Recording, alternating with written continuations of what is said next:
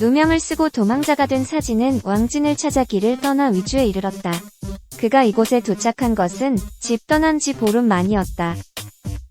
위주의 사관인 로달이라는 자는 사나이 중의 사나이였다. 평소에 주막에 들러 한두 잔 하는 걸 좋아했던 로달은 오늘도 주막에 들러 술을 마시려고 단골집으로 향했다. 한편 왕진의 행적을 따라가던 사진 앞에 키가 8척이나 되는 거한이 나타났다. 그는 바로 로달이었다. 로달은 사진의 명성을 익히 듣고 있던 터라 사진은 그와 쉽게 통할 수 있었다.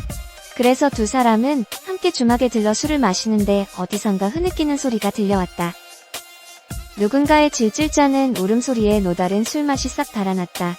그래서 심부름꾼을 불러 무슨 일인가를 물으니 노래 파는 부녀가 우는 소리라고 하였다.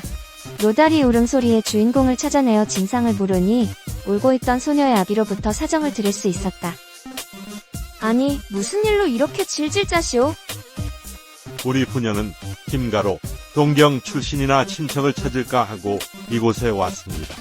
그러나 모두 이사를 가는 바람에 결국 만나지도 찾지도 못하고 한 사람마저 병사한 데다 여비까지 떨어져 살 길이 막막하던 중 우리 부녀에게 어떤 이가 찾아와 제 딸을 이곳의 부자인 정도의 첩으로 들여보낼 것을 제안해왔으나 거절하였습니다. 그러나 제 여식은 결국 억지로 정도의 첩이 되고 말았습니다.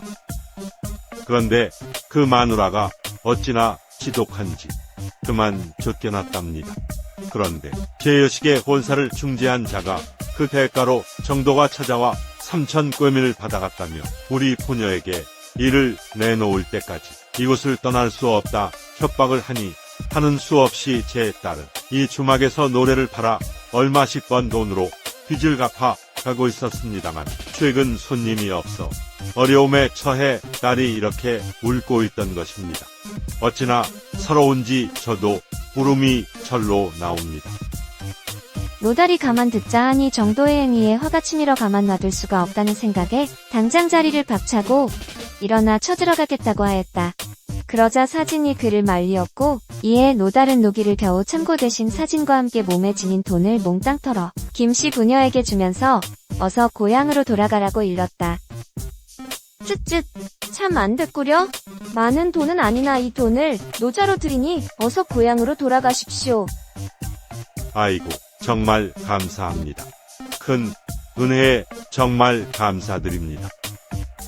다음날 아침 일찍 사진은 연안부로 향하는 길에 오르고 로달은 김씨 부녀가 안전하게 떠난 것을 확인한 뒤 곧장 정도의 가게로 찾아갔다. 그리고선 그에게 손수 비계며 살덩어리를 각각 30근씩 잘게 썰어달라 했다. 천하의 정도도 노달의 기세에 눌려 감히 거절을 못하고 꼬박 반나절에 거쳐서 고기를 다 썰어 놓았다. 그러자 노달은 이번에는 연고를 20근 잘게 쳐달라고 요구하였다. 이에 여태 화를 꾹 누르며 고기를 썰던 정도는 그만 화가 폭발하였고 결국 둘 사이에 싸움이 붙게 되었다. 정도, 처첩도 제대로 못 다루면서 그러고도 사느냐? 그러자 정도는 뼈치는 칼을 들고 노달을 단번에 내리치고자 달려들었고 민첩한 노달은 발을 걸어 정도를 땅바닥으로 넘어뜨리고는 가슴을 밟고서 욕을 퍼부으며 주먹으로 머리를 쳤다. 이 약한 여자를 등쳐먹는 못된 놈, 내 주먹을 받아라. 노달이 무심코 퍽 하고 정도를 한 대 쳤는데 정도는 하고 정신을 잃었다. 죽은 척 마라. 어서 일어나.